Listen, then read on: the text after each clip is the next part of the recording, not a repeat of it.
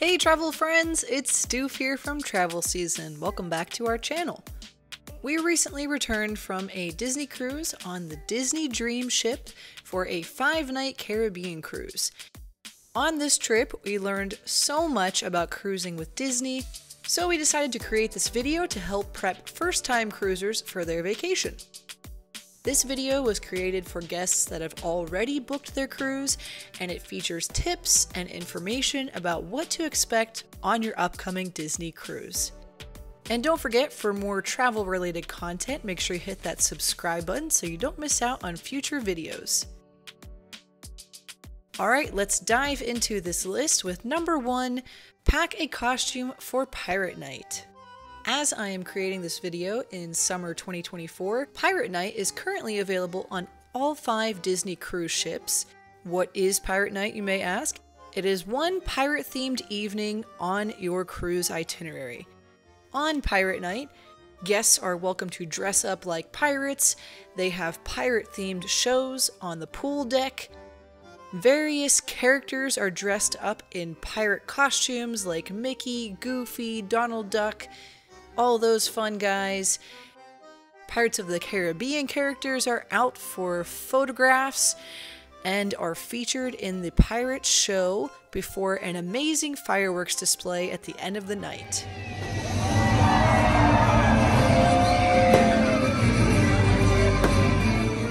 Various pirate-themed photo backdrops are also set up on the ship, so you can get a pirate-themed photo session with your crew.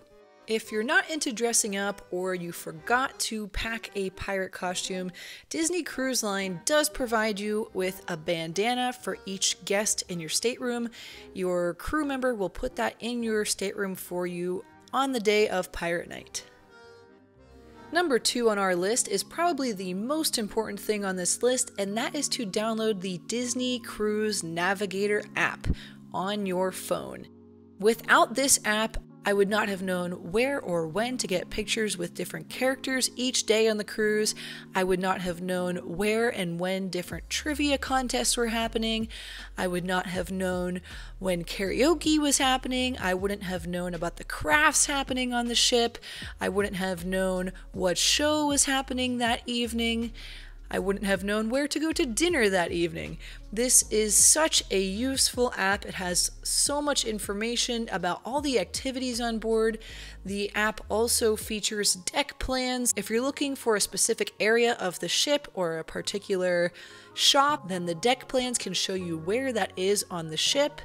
Also in the Disney Navigator app is a chat session. You can add phone numbers of family members and friends into that app and create chats with those people. And you don't need to use the Wi-Fi to be able to chat with these people while on the ship. I recommend downloading the Disney Navigator app as soon as you book your cruise. You definitely want to have that app before getting on board. That brings me to number 3 on this list, which is to reserve onboard activities and specialty items for your stateroom before your cruise. Some of these items can be booked through the Disney Navigator app on your phone. For example, if you would like to have a reservation at one of the specialty restaurants that are not included with your stay, you can book that through the app. You also can book special events like wine and beer tasting events. We booked the Royal Gathering before our cruise, which is more of a photo opportunity with the Disney princesses. I want to mention that you need to be on top of it with booking these things as soon as they become available, because many of these things are in very high demand with limited spots. So if you are not on the Disney app, the second that it becomes available, you might miss out. We also wanted to get the prepaid beer mugs that the Disney Cruise Line offers.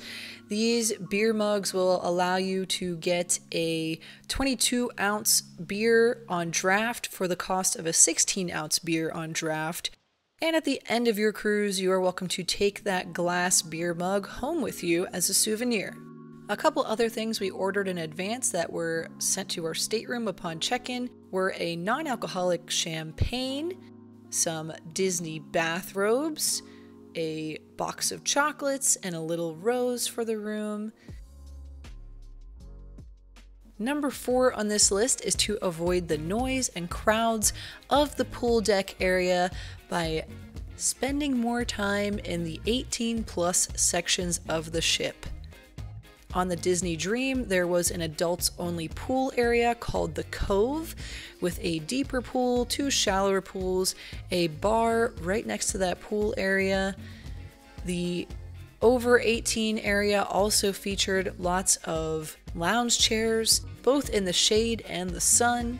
And on the 12th deck, there was another small pool called the Satellite Pool for adults that had a little waterfall feature, and there were more lounge chairs. This was a much quieter and relaxing area of the ship, so if you are able to do so, I recommend spending some time there to avoid the noise and the crowds. Disney Cruise Line offers lots of childcare, including a nursery center, daycare activities for children, and a teen lounge area. So during the day, there are lots of options for you to drop your kids off, let them have a great time, and you can have a relaxing time in the adults only area. If you or any of your family members have a food allergy, be sure to let the Disney crew members know about your allergies, both at the buffet and at dinner. They are so happy to help you. They do not want you to have any incidents, so they will do their best to keep cross-contamination from happening. Personally, at the buffet, I just stuck to food items that I knew were safe. However, at dinner, I let the crew members know that I had a tree nut allergy, and they were phenomenal with handling this. Each night, they would give me the menu for the next evening's dinner so that I could order my food for tomorrow night's dinner, and it would be prepared separately to completely avoid cross-contamination. Number 6 on our list is to create a fun sign to hang on your stateroom door, and possibly consider getting some collector's pins and hanging that from your door if you're interested in trading the collector's pins. This is something that we kind of missed out on. Our cousins provided us with a small whiteboard that they put on our stateroom door, which ended up becoming pretty fun because other guests would doodle little things on there and then we would write little notes back to people. So it is a lot of fun to have a whiteboard or a piece of art or something that you created to put on your stateroom door. It also makes things easier for you to identify your own stateroom if you have something personalized on your door. The stateroom doors are magnetic, so if you have magnets, they will stick to those doors. Alright, number 7 is a big one on this list. Here's what is included in your cruise when you pay for your stateroom. Soft drinks, including Coca-Cola products, Twinings teas, coffee, and various juices. Water is also included. Your breakfast buffet, breakfast at the dining areas, lunch buffet, dinner at your dining area, food court style food items, and the ice cream area on the pool deck are all included. Every guest is welcome to order room service at any time, 24/7. Room service is mostly included. There are several items on that list that cost extra, but most items are included in that list. As a courtesy for room service, you're welcome to give them a tip when they bring that food to your room to you. Outside on the upper deck, there are numerous recreational activities. Here on the Disney Dream, we had Goofy's Sports Deck, which featured a mini golf course, some ping pong, a basketball court, and other fun recreational activities like that. Goofy's Sports Deck is also available on the Disney Fantasy. It looks like the Disney Wish has a playground feature called the Hero Zone. And the Disney Magic and Wonder ships have the Wide World of Sports recreation area. Each Disney cruise ship also features a fitness center and a family-style pool area that is included for all guests. Each evening on the ship, there is a show to attend. The shows are all included. Most of these shows are some type of a musical with dancing, singing, and acting. Now for items that are going to cost you extra on board. Specialty restaurants and sweet shops, and specialty coffee shops and cafes, those have items that are going to cost extra. You may need to make a reservation if you're trying to book dining at a specialty restaurant. As you can imagine, alcoholic beverages are also going to cost you extra. There are a variety of different domestic and imported beers, wines, and spirits. Merchandise in the shops on the ship are going to cost extra. I mentioned those collector's pins earlier. They do sell those in the shops. They also sell collectible figurines, lanyards, clothing, sippy cups, blankets, hats, backpacks, and much more. Hey travel friends, this is Nate here to give a quick talk about the internet access options available on the ship. While every guest is eligible for a free base Wi-Fi package that provides you the ability to browse the Navigator app and keep in touch using database messaging apps, there are also several additional Wi-Fi packages available if you want to browse the internet or social media.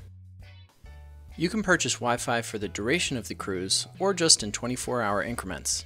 If you go with the duration of the cruise, you'll get a bit of a discount per day.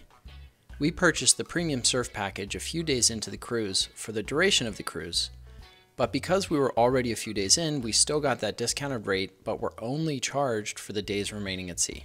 I only purchased Wi-Fi for a single device, but a neat feature of their Wi-Fi support is that as long as you log in to another device using that same account, you can disconnect Wi-Fi from one device and connect it on another. So if you're okay with only using internet access on one device at a time, you don't need to purchase connectivity for multiple devices.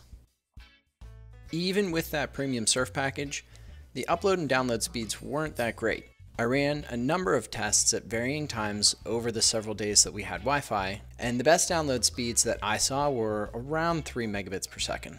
One extra thing to note is that a family member actually had the Cellular at Sea package, and this allowed him to use his AT&T service while on the ship, and his download speeds were pretty similar to what I saw.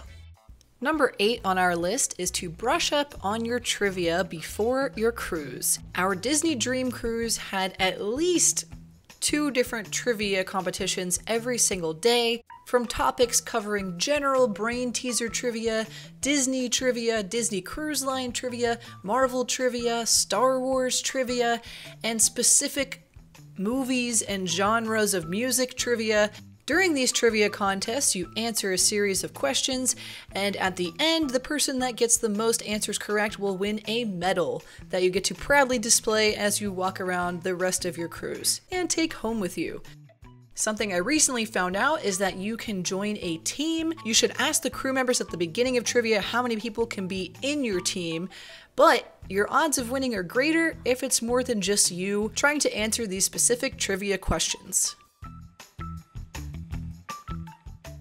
Number 9 on our list is to keep those germs away with sanitization stations.